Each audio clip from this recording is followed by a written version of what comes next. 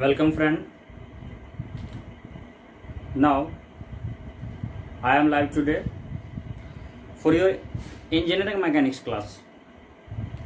Engineering mechanics important paper है, जैसा कि मैंने प्रीवियस क्लासेस में भी मैं बता चुका हूँ। प्रीवियस क्लासेस में आपको फोर्सेस बताया था, ठीक है। तो आज हम चलेंगे resolution of forces engineering mechanics.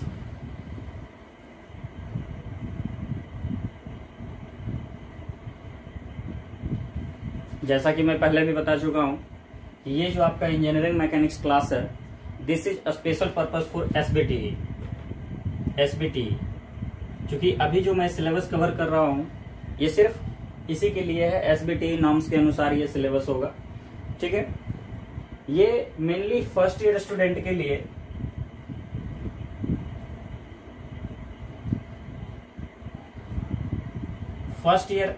Diploma engineering के लिए बहुत ही ज्यादा इंपॉर्टेंट है। ओके, डिप्लोमा इंजीनियरिंग के लिए बहुत ही ज्यादा इंपॉर्टेंट है। और मैं ऐसे ऐसे कॉन्सेप्ट आपको दूंगा कि वो डायरेक्ट क्वेश्चंस पिकअप होंगे आपके एसबीटी एग्जाम में। ओके, ये आप ध्यान से सुनेंगे और ध्यान से आप इसे कॉपी भी करेंगे, अपना नोट्स भी बनाएंगे। ओके, तो आज मैं आपका जो टॉपिक कवर करने वाला हूं वो topic resolution of forces.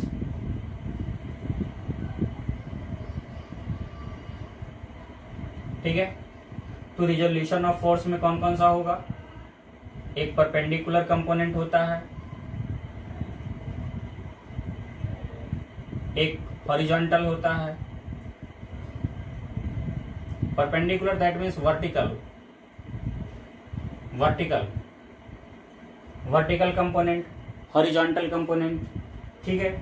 After then मैं सिस्टम ऑफ फोर्सेस पढ़ाऊंगा, सिस्टम ऑफ फोर्सेस, ठीक है। कि हमारा जो सिस्टम है, हमारा जो फोर्स है, मान लीजिए ये अगर किसी ऑब्जेक्ट पे लग रहा है, ठीक है। तो अगर ये किसी ऑब्जेक्ट पे है, तो मान लीजिए कि ये अगर 3 डायमेंशन में दिया हुआ है, ठीक है। तो ये एक अलग प्लेन होगा इसका, ये प्लेन अलग होगा, ये प्लेन अलग होगा इसका, ठीक है। अलग अलग प्लेन पे ये फोर्सेस जब एक्ट करेंगे, मान लीजिए इस प्लेन की मैं बात करता हूं, तो इस प्लेन पे कुछ ऐसे फोर्सेस होंगे जो किसी एंगल पे प्रोजेक्ट कर रहा है, कोई हॉरिजॉन्टल होगा, कोई वर्टिकल होगा, कोई वर्टिकल में इंक्लाइंड होगा, ठीक है। तो बहुत सारे फोर्सेस एक ही पॉइंट पे जब लगेंगे तो क्या कहेंगे, एक लाइन में फोर्सेस लगेंगे तो क्या कहेंगे, ठीक है। तो उन सारे कॉन्सेप्ट को हम आज इस वीडियो के माध्यम से, इस लेक्चर के माध्यम से पढ़ेंगे, ठीक है। प्रीवियस क्लासेस में मैं आपको पहले भी बताया हूं। फर्स्ट लेक्चर में आपको इंट्रोडक्शन ऑफ इंजीनियरिंग मैकेनिक्स दिया था। सेकेंड लेक्चर में मैं आपको फोर्सेस के बारे में बताया, what do you mean by forces, what are the characteristics of forces. आप वीडियो को जरूर देखेंगे, ठीक है। What are the impact of forces, ठीक है। उसमें मैंने आपको बताया था मोमेंट के द्वारा कैसे निकालते हैं फोर्स का फॉर्मूला, न्यूटन्स का लॉ बताया था मैंने, ठीक है। तो आज ये आपका वीडियो लेक्चर जो होगा resolution of forces, perpendicular, vertical, horizontal के रूप में, और सिस्टम ऑफ फोर्सेस, मैं इस दोनों टॉपिक को फुल्ली कवर अप करूंगा और कुछ न्यूमेरिकल्स इस पे बताऊंगा। ओके, आप ध्यान से देखेंगे।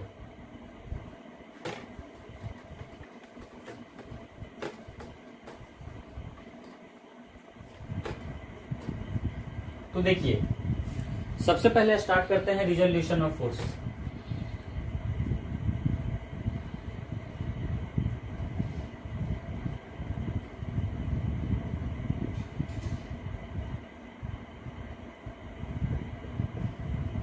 अगर जो बच्चे 12th करके डिप्लोमा कर रहे हैं उन्हें इनके बारे में पता होगा।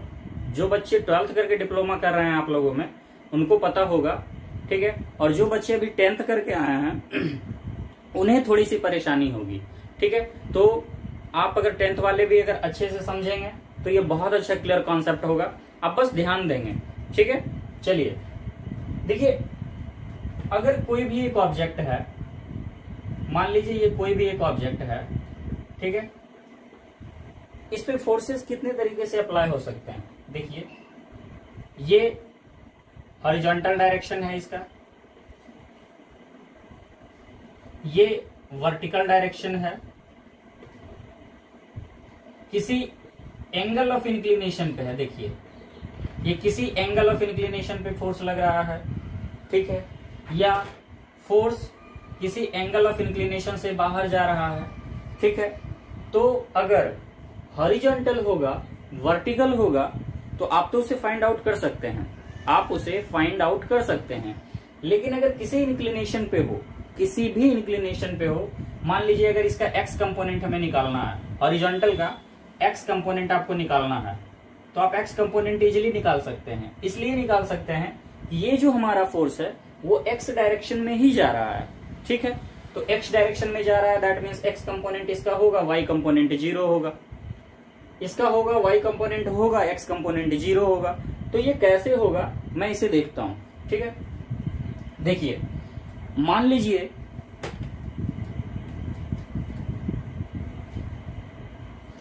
उसके रूल देखिए, रूल नंबर 1, रूल नंबर 1 में क्या करेंगे, अगर किसी भी ऑब्जेक्ट के साथ, किसी भी ऑब्जेक्ट, मान लीजिए कि अगर एक ऑब्जेक्ट इंक्लिनेशन में है, एक ऑब्जेक्ट किसी एंगल के इंक्लिनेशन में है, मान लीजिए ये इसका इस प्लेन के कांटेक्ट में ये कुछ एंगल बनाते हुए जा रहा है, मान लीजिए θ1 है, ठीक है, और ये ऑब्जेक्ट है, ये ऑब्जेक्ट, ठीक है, ध्यान से समझेंगे। अब ये ऑब्जेक्ट है, अब मैं कहूं कि इस ऑब्जेक्ट को ये पुल कर रहा है, ये फोर्स जो है P पुल कर रहा है, ठीक है। तो आप ये बताइए कि इस पे जो वेट लगेगा ये W होगा इक्वल टू mg, वेट हमेशा डाउनवर्ड एक्शन में होता है, ठीक है, नॉर्मल इस तरीके से होगा जो इस ऑब्जेक्ट को बैलेंस करेगा, ठीक है। अब आप ये हमें बताइए कि हमारा जो रिजोल्यूशन होगा इस वेट का, हमारा जो रिजोल्यूशन होगा इस वेट का कितने डायरेक्शन में होगा, 2 डायरेक्शन में होगा, एक हॉरिजॉन्टल कंपोनेंट, दूसरा वर्टिकल कंपोनेंट, ठीक है, एक हॉरिजॉन्टल दूसरा वर्टिकल। हमेशा आप याद रखेंगे कि अगर कोई भी ऑब्जेक्ट इंक्लिनेशन में है, अगर कोई भी ऑब्जेक्ट इंक्लिनेशन में है तो इसका नॉर्मल एक्शन जो होगा वो इसी प्लेन के अकॉर्डिंग होगा। जैसे मैं अगर कहूं ये हॉरिजॉन्टल है, मैं अगर कहूं ये हॉरिजॉन्टल है, तो इसका वर्टिकल कंपोनेंट क्या होगा, दैट मीन्स इसके परपेंडिकुलर होगा, तो इसके परपेंडिकुलर जस्ट सीधे हो जाएगा, ठीक है। अगर मैं इसे टिल्ट करूं, इसे मैं घुमाऊं, या मान लीजिए ये इस पोजीशन पे है, ठीक है, तो इसी के अलोंग ये भी जाएगा ना, इसी के अलोंग ये भी जाएगा, ठीक है। ये आप हमेशा ध्यान रखेंगे, क्योंकि बहुत सारे बच्चे कंफ्यूज कर जाते हैं कि परपेंडिकुलर का मतलब है, अगर मैंने बोल दिया कि ये एक प्लेन है, इस प्लेन के अकॉर्डिंग आप परपेंडिकुलर ड्रॉ कीजिए, तो वो क्या करते हैं, सीधे लाइन को ड्रॉ कर देते हैं, ठीक है। तो आप सीधे लाइन को ड्रॉ नहीं करेंगे, आप समझेंगे कि अगर हमारा ये प्लेन है तो इसी प्लेन के अकॉर्डिंग तो वो ये वर्टिकल होगा, इसी प्लेन के अकॉर्डिंग तो परपेंडिकुलर होगा, ठीक है। हमेशा याद रखिएगा, परपेंडिकुलर कहने का मतलब है हॉरिजॉन्टल एंड वर्टिकल के बीच में 90 डिग्री का एंगल, हॉरिजॉन्टल एंड वर्टिकल के बीच में 90 डिग्री का एंगल, ओके। हमेशा ये बात याद रखिएगा, ठीक है। जब तक 90 डिग्री ना हो तब तक आप नहीं समझिएगा कि वो एक दूसरे के म्यूचुअली परपेंडिकुलर है, ओके। ये 2 बातें समझ गए आप इसमें। चलिए अब समझते हैं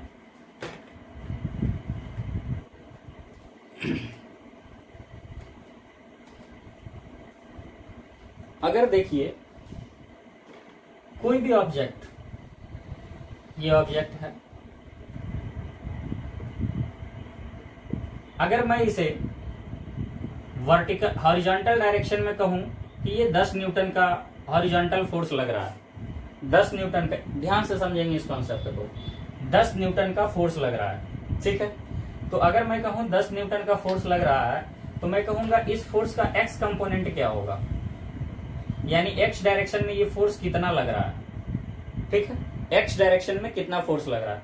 तो आप ध्यान रखिएगा, देखिए ये जो हमारा फोर्स है 10 न्यूटन का फोर्स है, इसका एंगल ऑफ इंक्लिनेशन कितना है। एंगल ऑफ इंक्लिनेशन कहने का मतलब ये किस एंगल से टिल्ट है, नहीं है टिल्ट, यानी इस प्लेन और इस प्लेन के बीच में 0 डिग्री का एंगल है। कितना है, 0 डिग्री, 0 डिग्री है। एंगल ऑफ इंक्लिनेशन दोनों प्लेन के बीच में 0 डिग्री है। यानी आप एक बात ध्यान रखिएगा, सबसे पहले हमको एंगल ऑफ इंक्लिनेशन का ध्यान देना है। सबसे पहले एंगल ऑफ इंक्लिनेशन का ध्यान देना है कि वो एंगल ऑफ इंक्लिनेशन किस प्लेन के साथ हॉरिजॉन्टल वे में है, ठीक है, किस प्लेन के साथ हॉरिजॉन्टल वे में है। ओके, तो सबसे पहले consider the angle of inclination,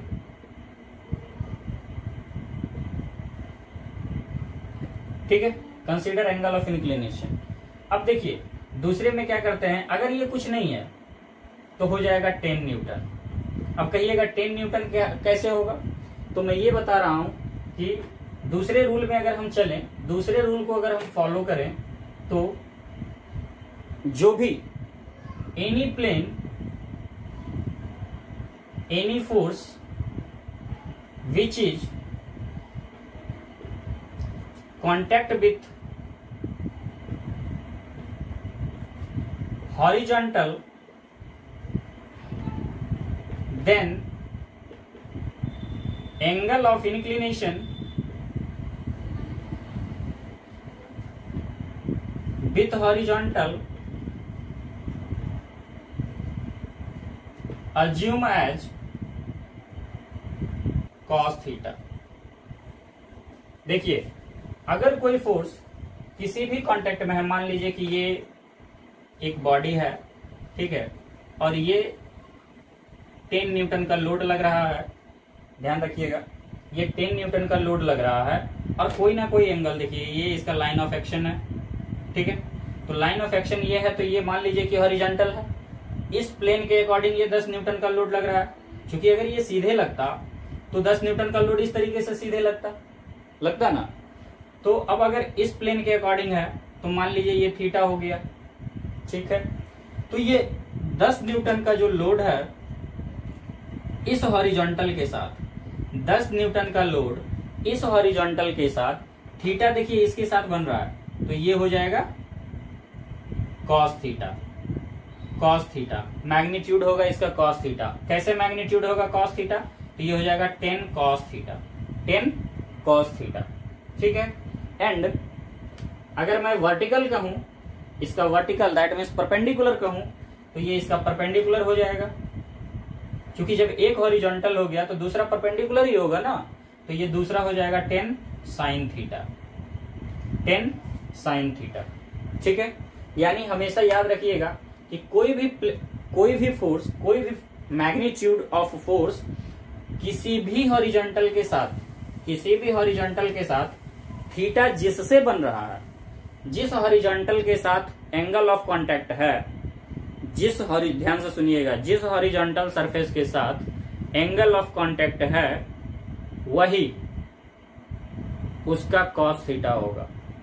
अब जरूरी नहीं है कि ये मान लीजिए कि कोई एक बॉडी है और इस तरीके से खींच रहा है, ठीक है, और ये इसका थीटा है, ये इसका थीटा है, ठीक है, तब तो इसे आप इजीली वे में आराम से निकाल सकते हैं कि सर ये इसका हो जाएगा एक्स कंपोनेंट होगा, ये इसका वाई कंपोनेंट होगा, ठीक है। लेकिन अगर मैं कहूं, एक दूसरा एग्जांपल देता हूं,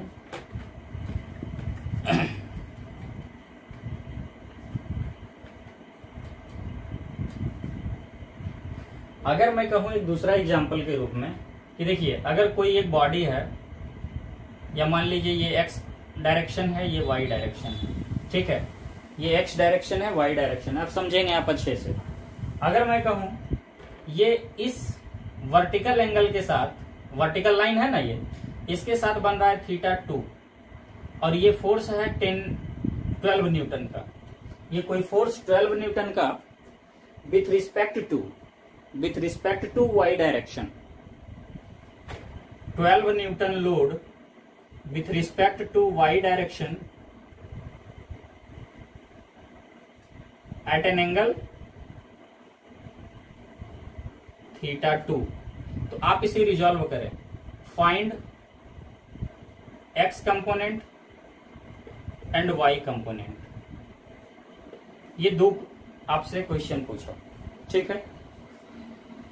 12 न्यूटन का लोड y कंपोनेंट के साथ लग रहा है, ठीक है। अब आप हमें ये बताएं कि इसका x कंपोनेंट क्या होगा, y कंपोनेंट क्या होगा, ठीक है। थोड़ा आप सोचिए।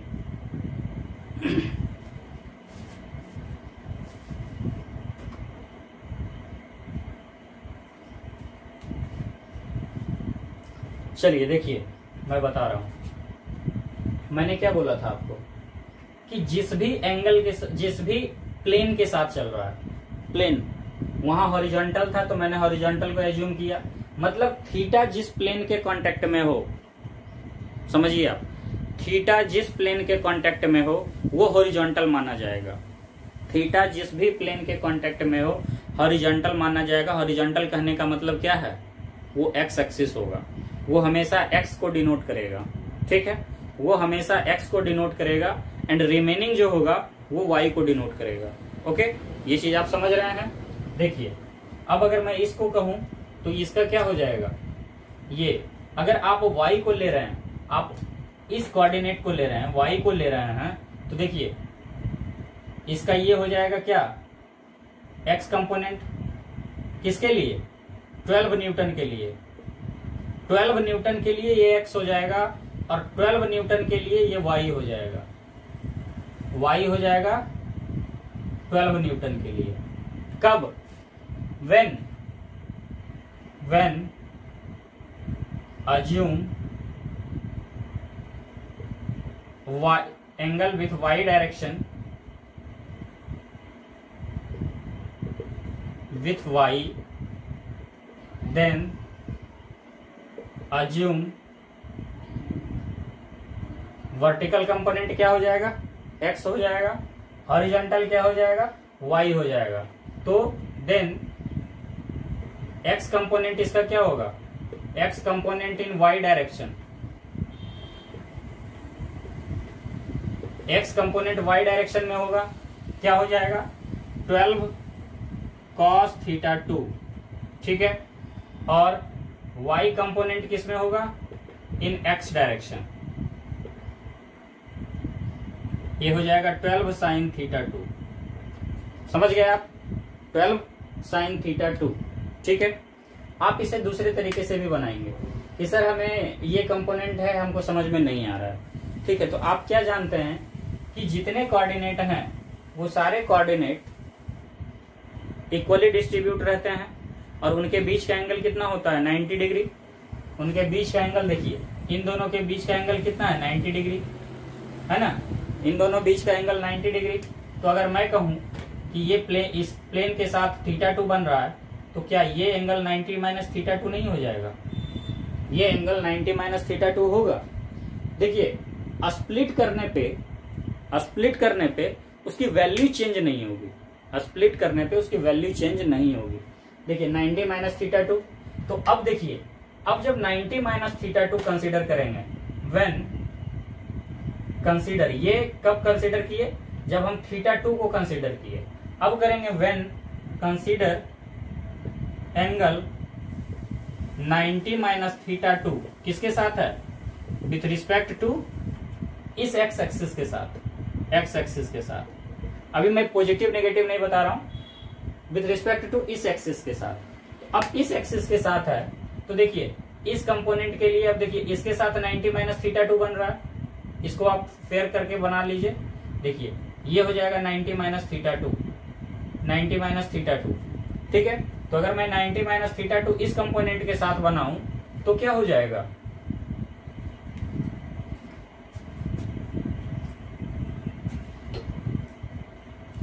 इस कंपोनेंट के साथ अगर मैं 90 माइनस थीटा 2 बनाऊं तो क्या हो जाएगा, इसका एक्स एक्सिस रहेगा, एक्स एक्सिस इसका क्या हो जाएगा, एक्स एक्सिस होगा 12 इंटू कॉस 90 माइनस थीटा 2 और वाई एक्सिस जो होगा 12 इंटू साइन 90 माइनस थीटा 2। ये समझ रहे हैं आप? देखिए अगर मैं इसे सॉल्व करूं तो ये होगा 12 साइन थीटा 2 और ये हो जाता है 12 कॉस थीटा 2। जैसा कि आप लोग ट्रिगो में पढ़े हैं, ट्रिग्नोमेट्री में पढ़े होंगे, आपके प्रीवियस आपके जो मेंटर्स होंगे वो जरूर आपको पढ़ाए होंगे कि कॉस 90 के साथ उसकी वैल्यू चेंज होती है। कॉस अगर 90 के साथ हो तो वो साइन में चेंज होता है, साइन 90 के साथ हो तो कॉस में चेंज होता है। ठीक है, तो अब देखिए आप, मैंने दोनों प्लेन को कंसीडर किया, एक्स प्लेन को भी कंसीडर किया, वाई प्लेन को भी कंसीडर किया। ठीक है, एक्स प्लेन को कंसीडर किया 90 माइनस थीटा 2 के रूप में, वाई को कंसीडर किया थीटा 2 के रूप में। ठीक है, देखिए वैल्यू देखिए चेंज हुई है। एक्स एक्सिस में अगर मैं बात करूं तो देखिए एक्स कंपोनेंट में वही वैल्यू है, यहां भी वही वैल्यू है।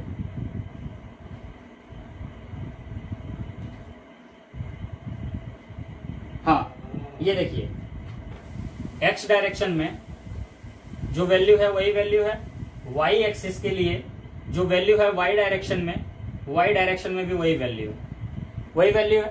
दैट मीन्स मैं ये कहूं द मैथड ऑफ रिजोल्यूशन को आप कैसे डिफाइन कर सकते हैं? The method of splitting of forces into two mutually perpendicular direction when their magnitude cannot change, then the process of this splitting method is known as resolution of forces.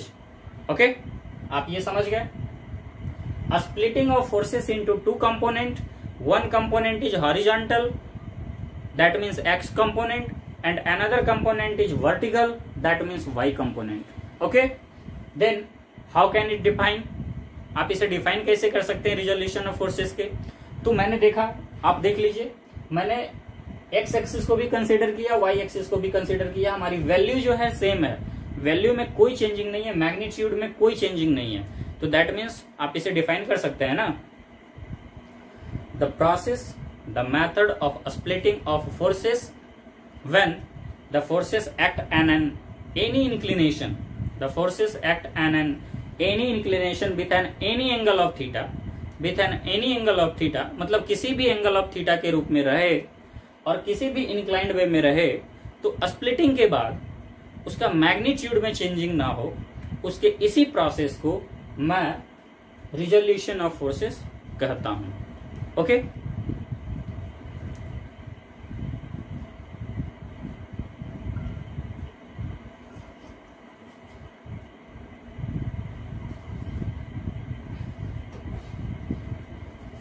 देखिए आगे, मुझे जहां तक उम्मीद है कि आप लोगों को कोई परेशानी नहीं हो रही होगी। एक और क्वेश्चन देखते हैं।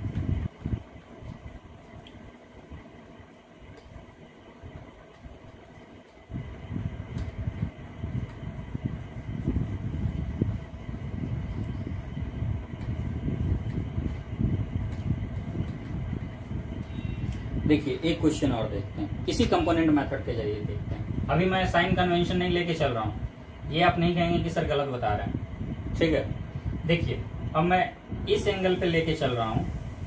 ठीक है, इसके साथ मान लीजिए ये 30 डिग्री का एंगल है। ठीक है, और ये 40 न्यूटन का लोड इसके अलोंग लग रहा है। ठीक है, 40 न्यूटन का लोड इसके अलोंग लग रहा है। सारे कॉन्सेप्ट को क्लियर कीजिएगा आप। दूसरा क्वेश्चन है कि एक ये फोर्स है, इसके साथ 45 डिग्री का 15 न्यूटन का लोड लग रहा है। ठीक है, आप सबको रिवीजन करेंगे, अपने नोटबुक पे रिवीजन करेंगे। ठीक है, 40 न्यूटन का 50 न्यूटन का अलग अलग क्वेश्चन है, मैं इसे रिजॉल्व करूंगा दोनों कंपोनेंट के लिए। ठीक है, तो देखिए आप ये जान रहे हैं एक्स है, वाई है, आप निगेटिव वाई डायरेक्शन है, अभी मैं साइन कन्वेंशन नहीं ले रहा हूं, ठीक है, साइन कन्वेंशन भी बताऊंगा। देखिए अब अगर मैं कहूं ये 30 डिग्री है, तो y angle with respect to y, with respect to y तो कितना हो जाएगा, 30 डिग्री है। और यही angle with respect to x के कोऑर्डिनेट में कहें तो ये कितना हो जाएगा, इसके बीच में का एंगल कितना है, 90, तो ये कितना हो जाएगा, 90 माइनस 30 होगा ना, 90 माइनस 30। देखिए अभी मैं इसी के कोऑर्डिनेट में ले रहा हूं। अगर क्वेश्चन आपको कहे, देखिए क्वेश्चन और भी कह सकता है, क्वेश्चन क्या कह सकता है कि अब ये फोर्स जो है आप पॉजिटिव एक्स एक्सिस के अलोंग लीजिए। वो क्वेश्चन जब बताएंगे तब क्वेश्चन में होगा, लेकिन सिर्फ अभी रिजॉल्व करने का तरीका सीखिए, ठीक है, सिर्फ अभी रिजॉल्व करने का तरीका सीखिए कि कैसे रिजॉल्व कर सकते हैं इस कंपोनेंट के अलोंग और वाई कंपोनेंट के अलोंग, ठीक है, क्योंकि आंसर क्वेश्चन में बहुत कुछ घुमा के दे सकता है। देखिए इसके साथ अगर मैं कहूं तो ये वाई क्या हो जाएगा, इसका एक्स कंपोनेंट हो जाएगा, एक्स कंपोनेंट ये है, वाई कंपोनेंट ये है।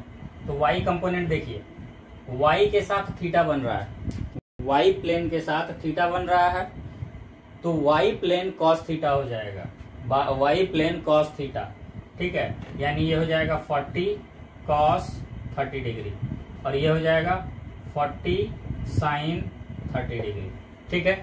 अगर मैं x के रिस्पेक्ट में लूं तो x के रिस्पेक्ट में ये 60 डिग्री है, होगा ना, तो यानी x कंपोनेंट इसका होगा 40 cos 60 degree and y component होगा इसका 40 sin 60 डिग्री, ठीक है। इसके रिस्पेक्ट में कहूं तो 30 डिग्री, इसके रिस्पेक्ट में कहूं तो 60 डिग्री, वैल्यू चेंज नहीं होगा, ठीक है। सेम आप इसे थोड़ा ट्राई कीजिए अपने कॉपी पे।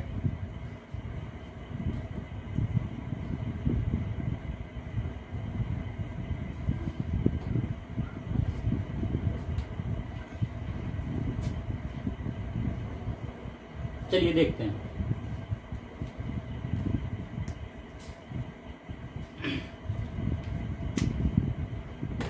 ये x है, ये y है। अभी नेगेटिव पॉजिटिव मत सोचिएगा, अभी सिर्फ आप रिजोल्यूशन करने के लिए सीख जाइए, इसको स्प्लिट करने के लिए सीख जाइए, ठीक है। अब देखिए ये तो दोनों के साथ 45 हो रहा है, दोनों के साथ 45 है, ठीक है, तो यानी x कंपोनेंट क्या हो जाएगा इसका, अगर मैं इस 45 अलोंग लेता हूं तो ये हो जाएगा, चूंकि वैल्यू सेम है, 15 cos 45 डिग्री, y कंपोनेंट क्या हो जाएगा 15 साइन 45 डिग्री, ठीक है। ये दोनों चूंकि साइन 45 तो 1/√2 होता है, ओके, ये आप समझ गए। अब चलिए कुछ रूल्स बताते हैं इसमें, ठीक है, कुछ रूल्स। साइन कन्वेंशन,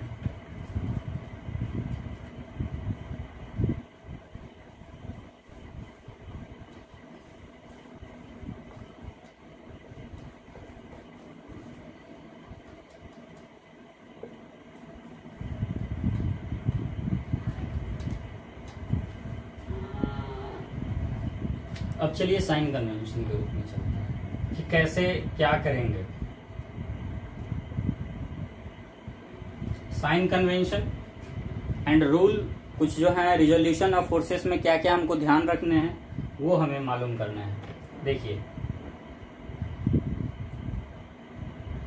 ये एक्स एक्सिस है, ये वाई एक्सिस है, ये पॉजिटिव है, ये पॉजिटिव है, ये एक्स नेगेटिव है, ये y नेगेटिव है, ठीक है। मैं कुछ क्वेश्चन दे रहा हूं। क्वेश्चन ये है कि मान लीजिए कि इस प्लेन से इस तरफ का एंगल लग रहा है θ1 P1 न्यूटन, P1 न्यूटन, ठीक है। इस तरफ जा रहा है P2 न्यूटन और ये है θ2, ठीक है। मैं ज्यादा कॉम्प्लिकेटेड नहीं करता हूं, पहले इसी को समझाता हूं, ठीक है। आप इसमें ध्यान देंगे, साइन कन्वेंशन ध्यान देंगे, और दूसरा ध्यान देंगे एरो हेड। एरो हेड कहने का मतलब है, देखिए अभी जो हमारा P1 एंड P2 फोर्स जो है उसका पॉइंट ऑफ एक्शन किधर है? Point of action towards the point है या बियॉन्ड द पॉइंट है? पॉइंट के तरफ है। P1 के लिए आप देखिएगा, P1 टुवर्ड्स द पॉइंट है, यानी जो हमारा पॉइंट है जहां से ये फोर्स आ रहा है वो टुवर्ड्स द पॉइंट के तरफ आ रहा है, ठीक है। P2 का जो है अपने पॉइंट ऑफ एक्शन से ये बाहर की तरफ जा रहा है, पॉइंट ऑफ एक्शन से एक बाहर की तरफ जा रहा है P2। P1 जो है पॉइंट ऑफ एक्शन से अंदर की तरफ आ रहा है, ठीक है। अब अगर मैं कहूं पॉइंट ऑफ एक्शन से अंदर की तरफ आ रहा है तो सबसे पहले P1 को कंसीडर करते हैं। कंसीडर P1, ठीक है। P1 को कंसीडर करते हैं, एकदम ध्यान से देखिएगा, बहुत इजीली वे में आप समझ जाइएगा। P1 को कंसीडर कीजिए, तो जब आप P1 को कंसीडर किए तो देखिए मैंने क्या बताया था कि थीटा जिस भी प्लेन के साथ बनाए, तो प्लेन क्या है? x, तो ये x तो एज यूजुअल है, तो ये cos थीटा हो जाएगा, x जो है cos थीटा हो जाएगा और y जो है sin थीटा हो जाएगा। ये x जो है cos थीटा, देखिए मैं यहाँ इसी पॉइंट पे बना रहा हूं, ब्लू है, आपको पता चलेगा। देखिए एरो हेड मैंने इस तरफ दिया, इसी पॉइंट के तरफ दिया, क्यों? क्योंकि हमारा जो मेन फोर्स है उसका point of action towards the point है, उसका point of action towards the point है, तो इसीलिए इसका एरो हेड भी टुवर्ड्स द पॉइंट ही होगा, इसका एरो हेड भी टुवर्ड्स द पॉइंट ही होगा। तो ये हो जाएगा P1 cos थीटा 1, ठीक है। ये हॉरिजॉन्टल कंपोनेंट है। वर्टिकल कंपोनेंट क्या है? देखिए जब ये टुवर्ड्स द पॉइंट है तो ये पॉइंट भी टुवर्ड्स द पॉइंट ही होगा, ठीक है। यानी ये भी होगा P1 sin थीटा 1, तो मैं कह सकता हूं, ठीक है।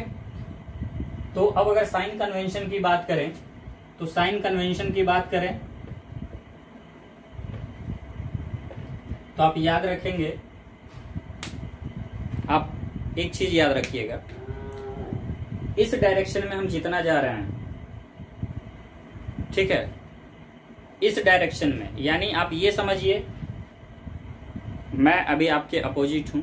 आप ऐसे याद रखिए कि जब आप, ये आपका कॉपी है, ठीक है, आप बना रहे हैं तो अपने राइट हैंड के तरफ, जब आप बना रहे हैं क्वेश्चन को तो अपने राइट हैंड के तरफ, यानी ये डायरेक्शन ईस्ट है, ये वेस्ट है, ये नॉर्थ है, ये साउथ है, ठीक है। तो कॉपी की तरफ अगर आपका फेस है तो आप ईस्ट के तरफ जितना जाएगा, यानी इस तरफ जितना जाएगा वो पॉजिटिव होगा, ठीक है। हॉरिजॉन्टल के लिए इस तरफ जितना जाएगा वो पॉजिटिव होगा, हॉरिजॉन्टल में वेस्ट की तरफ जितना जाएगा वो नेगेटिव होगा। हॉरिजॉन्टल में वेस्ट की तरफ जितना जाएगा वो नेगेटिव होगा और हॉरिजॉन्टल में ईस्ट की तरफ जितना जाएगा वो पॉजिटिव होगा, ठीक है। अब आते हैं अपवर्ड फोर्स के लिए। तो अपवर्ड फोर्स के लिए नॉर्थ की तरफ आप जितना चलिए, यानी ऊपर की तरफ, तो पॉजिटिव लीजिए, ऊपर की तरफ पॉजिटिव लीजिए, और जितना भी डाउनवर्ड आइए साउथ की तरफ वो नेगेटिव लीजिए, ठीक है। यानी towards the east and towards the north,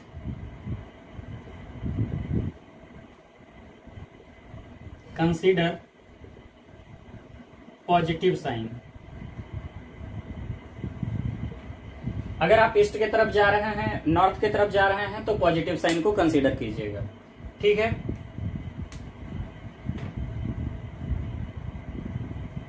अब अगर towards the west and towards the south take negative sign, take negative sign, यानी अगर आप पश्चिम की तरफ जा रहे हैं या फिर आप साउथ की तरफ जा रहे हैं, ठीक है, तो आप ये साउथ मतलब नीचे आएंगे तो नेगेटिव लेंगे, ईस्ट इस तरफ जाएंगे तो नेगेटिव लेंगे, सॉरी वेस्ट की तरफ, ईस्ट की तरफ जाएंगे पॉजिटिव लेंगे, नॉर्थ की तरफ जाएंगे तो पॉजिटिव लेंगे। ये आपका साइन कन्वेंशन है। ये आपका एरोहेड, एरोहेड कहने का मतलब है एरोहेड कहने का मतलब है, ये आप साइन कन्वेंशन यहां लिखेंगे, एरोहेड नहीं, ये आप यहां साइन कन्वेंशन लिख लीजिए।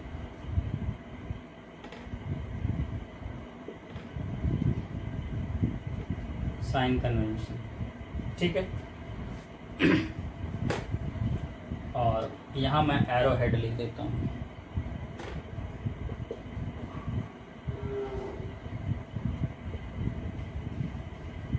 एरोहेड किस तरफ होगा? Towards the main force. जिस तरफ मेन फोर्स का एरो होगा उसी तरफ आप रिजॉल्व फोर्सेस का एरो देंगे। आप समझ रहे हैं मेरी बात को? जिस तरफ मेन फोर्स का एरो होगा उसी तरफ आप रिजॉल्व फोर्स का भी एरो देंगे, ठीक है। तो ये बातें हो गई। अब चलते हैं, देखते हैं कि हमारा जो ये कंपोनेंट रिजॉल्व होगा तो क्या होगा, ठीक है। मैं उसे लिखता हूं।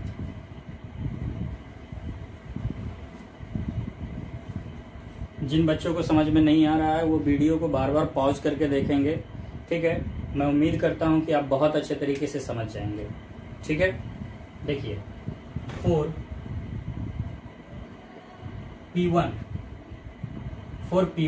देखिए इसका एक्स कंपोनेंट यानी हॉरिजॉन्टल, ठीक है। क्या होगा? P1 cos θ1। y component vertical, क्या लिए हैं? P1 sin θ1, ये ले लिए। अब मैंने बोला कि साइन कन्वेंशन की बात मैं कर रहा हूं, तो आप ये देखिए, ये एरो किस डायरेक्शन में जा रहा है? इस तरफ वेस्ट है ना, इधर देखिए, वेस्ट इधर है, ईस्ट इधर है, नॉर्थ इधर है, साउथ इधर है। ये वेस्ट की तरफ जा रहा है तो नेगेटिव हो जाएगा। ये एरो साउथ की तरफ आ रहा है तो ये भी नेगेटिव हो जाएगा, ठीक है। आप ये समझ गए एक्स कंपोनेंट, वाई कंपोनेंट, ठीक। अभी जो मैंने P1 को कंसीडर किया, θ1 को कंसीडर किया विथ रिस्पेक्ट टू एक्स को लेकर कंसीडर किया, ठीक है। अब चलते हैं 4P2। अगर मैं P2 की बात करता हूं तो देखिए P2, ये भी x के साथ अगर मैं करूं तो देखिए ये देखिए आप, ये बियॉन्ड द पॉइंट जा रहा है, पॉइंट से बाहर की तरफ।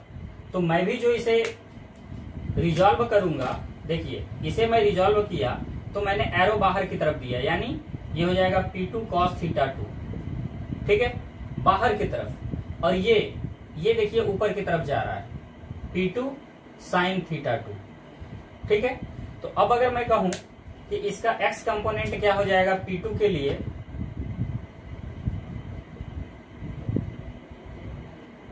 x कंपोनेंट क्या हो जाएगा? देखिए फिर ये वेस्ट की तरफ ही जा रहा है तो ये हो जाएगा -P2 cos θ2। इस तरफ नहीं होगा, इस तरफ होगा। y कंपोनेंट इसका होगा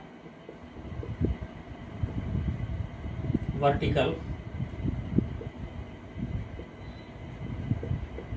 देखिए ये ऊपर की तरफ जा रहा है यानी नॉर्थ की तरफ, तो ये हो जाएगा P2 sin θ2। Okay, I hope you all students have understand this concept how to resolve the forces in any direction। किसी भी तरह का क्वेश्चन आपको दिया हुआ रहे, आप इतने सारे फोर्सेस को आप जरूर कंसीडर कर लेंगे, ठीक है। अगर कोई प्रॉब्लम होगा तो आप बुक को फॉलो कीजिए। डिप्लोमा के लिए आप लोग RS खुरमी बुक को फॉलो कर सकते हैं, इंजीनियरिंग मैकेनिक्स को, लेकिन उसमें बहुत कम क्वेश्चन दिया हुआ है, ठीक है। और भी बहुत अच्छे अच्छे बुक्स हैं, उनको फॉलो कीजिए, ठीक। चलिए कुछ क्वेश्चन मैं भी दे रहा हूं यहाँ, आप उसे नोट डाउन कर लेंगे। और इसमें कुछ है, अब देखिए इसका रिजल्टेंट, मान लीजिए कि एक ही प्लेन पे बहुत सारे जब फोर्स लगेंगे तो रिजल्टेंट कैसे निकाल सकते हैं। How to find the resultant.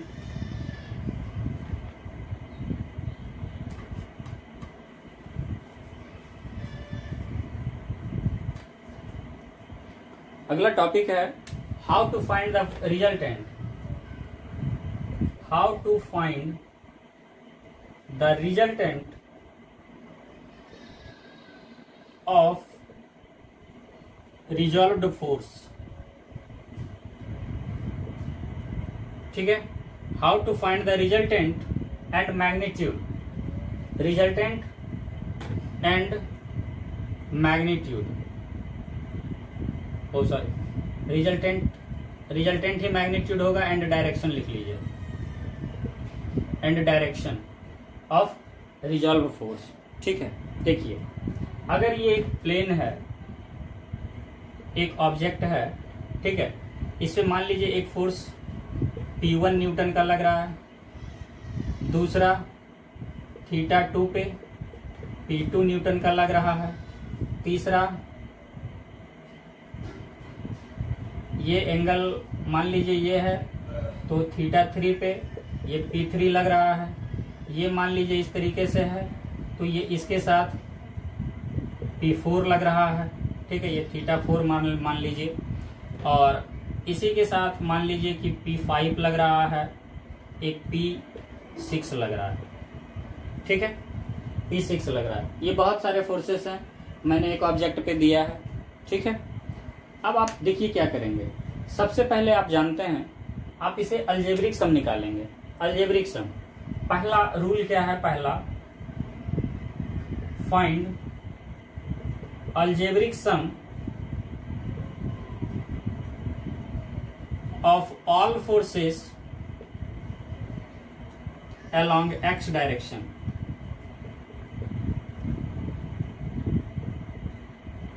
x direction में कितना फोर्स लग रहा है तो वो हो जाएगा summation of horizontal force in x direction. ठीक है, and y direction, y direction के रूप में भी इसका निकालेंगे, यानी summation of Fy, forces along y, यानी v हो जाएगा, वर्टिकल हो जाएगा। ठीक है, y डायरेक्शन में। अगला कॉन्सेप्ट क्या करेंगे, रिजल्टेंट के लिए ये हो जाएगा root under summation of h का whole square plus summation of v का होल स्क्वायर, यानी जितने सारे फोर्सेस x डायरेक्शन में लग रहे हैं उनका square root plus summation of forces जितने y डायरेक्शन में लग रहे हैं उनका होल स्क्वायर रूट ही रिजल्टेंट कहलाएगा। ठीक है, रिजल्टेंट कहने का मतलब है कि जब इतने सारे फोर्सेस इस पे लग रहे हैं तो कोई एक ऐसा तो फोर्स होगा जो इसे इक्विलिब्रियम कंडीशन में ला सके, कोई एक ऐसा भी तो फोर्स होगा ना जो इसे इक्वल कंडीशन में ला सके। ठीक है, तो वो आप देख लेंगे। अब देखिए इसका डायरेक्शन कैसे निकालेंगे। डायरेक्शन निकालने के लिए क्या करते हैं,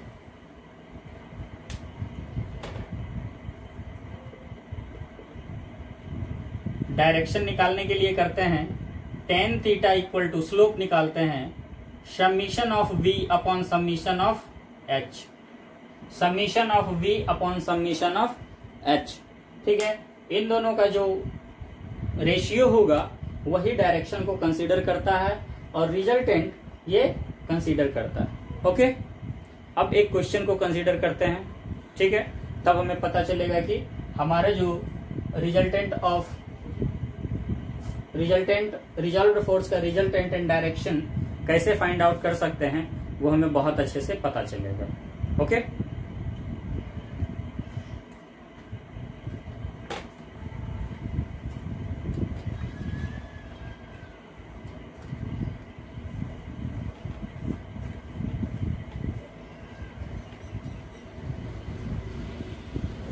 देखिए कोई सा भी एक क्वेश्चन आप ले सकते हैं, किसी भी तरह का। जो आपका नेक्स्ट वीडियो में मैं क्या करूंगा, बहुत सारा क्वेश्चन लेके आऊंगा और बहुत सारे क्वेश्चंस को मैं ओरली बताऊंगा।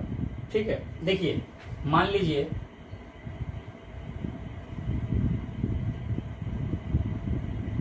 ये 10 न्यूटन है, ये एंगल है 30 डिग्री।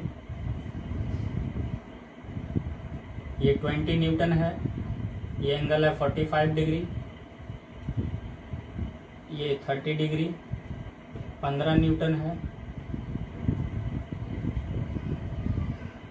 ये 30 डिग्री, ये 20 न्यूटन है। ये क्वेश्चन आपको दिया हुआ है, ठीक है। क्वेश्चन दिया हुआ है इस तरीके से। देखो ये क्वेश्चन जो दिया हुआ है मैं इसे वर्ड में भी कर सकता हूं कि find the resultant and magnitude of force as the given figure. Question आप समझो, ये क्वेश्चन आ भी सकता है आपके एसबीटीए में। Find the resultant and direction of the given figure, ठीक है। देखिए अगर मैं 30 डिग्री को पढ़ूं तो कैसे पढ़ूंगा, 30 डिग्री को पढ़ूं तो कैसे पढ़ूंगा। आप 30 डिग्री को देख रहे हैं, ये किस तरफ जा रहा है, नॉर्थ डायरेक्शन में, नॉर्थ में जा रहा है। किधर से, एक्स से, एक्स से जा रहा है। तो मैं ये लिखूंगा 10 न्यूटन टुवार्ड्स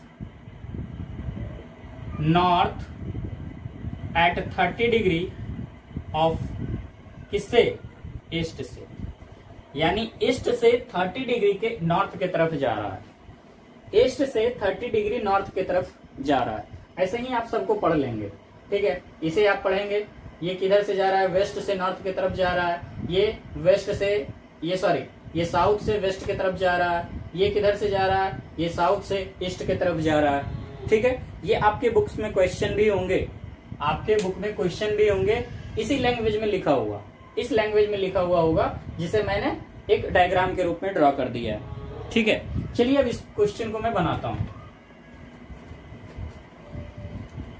ठीक है।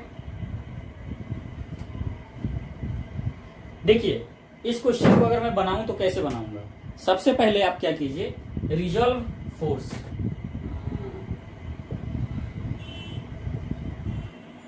मैं इस क्वेश्चन को बहुत अच्छे तरीके से बनाऊंगा, बारीकी से बनाऊंगा।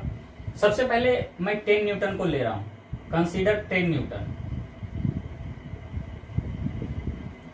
किसके साथ, with respect to x, x axis के साथ ले रहा हूं। तो इसका एक्स कंपोनेंट क्या होगा, एक्स कंपोनेंट क्या होगा, यानी 10 cos 30, y क्या हो जाएगा 10 sin 30। एनी डाउट, कोई दिक्कत इसके लिए। अब कंसीडर 20 न्यूटन, ये भी एक्स के रिस्पेक्ट में है। तो इसका एक्स कंपोनेंट क्या होगा, आप एंगल, आप देखिए एरो उस तरफ है तो ये देखिए इस तरफ होगा, ये इस तरफ हो जाएगा, होगा ना, ये आपका है ना दिया हुआ। तो ये हो जाएगा, ये 10 cos 30 हो जाएगा, ये 10 sin 30 हो जाएगा, ठीक है।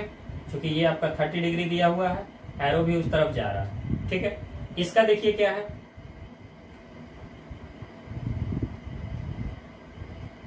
ये देखिए 45 डिग्री बाहर की तरफ जा रहा है।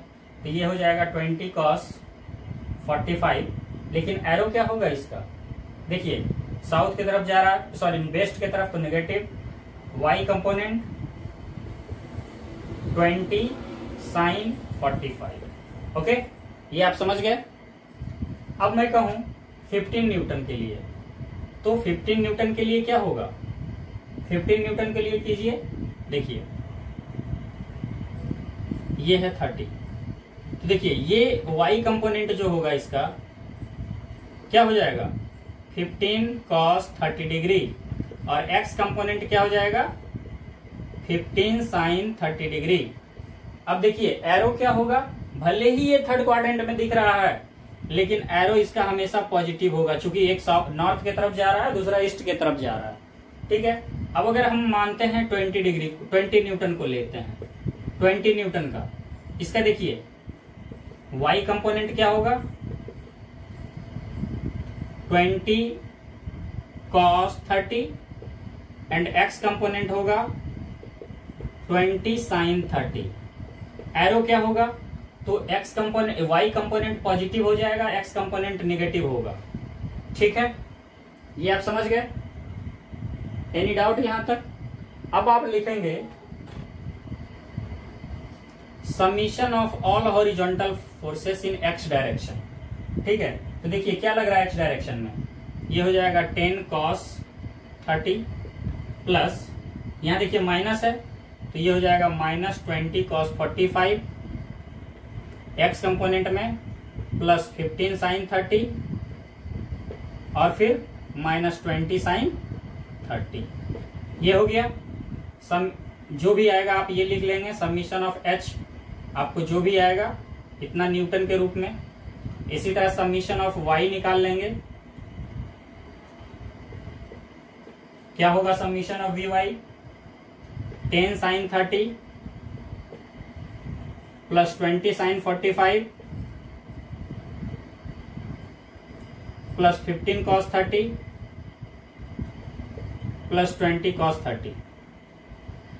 यहां से आपको समीशन ऑफ वी आ जाएगा वाई डायरेक्शन के रूप में। ठीक है, ये इतना न्यूटन हो जाएगा। ठीक है, आप समझ रहे हैं? आपको हॉरिजॉन्टल मिल गया, वर्टिकल मिल गया। अब हॉरिजॉन्टल एंड वर्टिकल अगर आपको मिल गया तो देखिए मैं इधर रफ कर रहा हूं, आंसर्स आप खुद बताएंगे। ठीक है, आंसर्स मुझे नहीं पता, आंसर्स आप खुद बताएंगे, आप लोग करेंगे तो क्या हो जाएगा, रिजल्टेंट क्या होगा, root under summation of H का whole square plus summation of V का होल स्क्वायर। तो जो भी होगा वो न्यूटन हो जाएगा। डायरेक्शन क्या हो जाएगा इसका, tan theta equal to summation of v upon summation of h, यानी मैं इसे लिख सकता हूं, और theta equal to tan inverse summation of v upon summation of h. तो थीटा की वैल्यू जो आएगी आप उसे नोट डाउन कर लेंगे। ठीक है, एनी डाउट? किसी भी तरह का अगर कोई प्रॉब्लम है तो आप बताइए। आप इस वीडियो को बार बार पढ़ेंगे, बार बार पॉज करके देखेंगे। ठीक है, ताकि आपको बहुत अच्छे से ये समझ में आ जाएगा। ठीक है, ये वीडियो थोड़ा बड़ा हो गया है, 1 घंटे के अप्रॉक्स में, तो मैं चाहता हूं कि सिस्टम ऑफ फोर्सेस वो नेक्स्ट वीडियो में करूं। ओके, नेक्स्ट वीडियो का इंतजार कीजिए। तब तक के लिए धन्यवाद।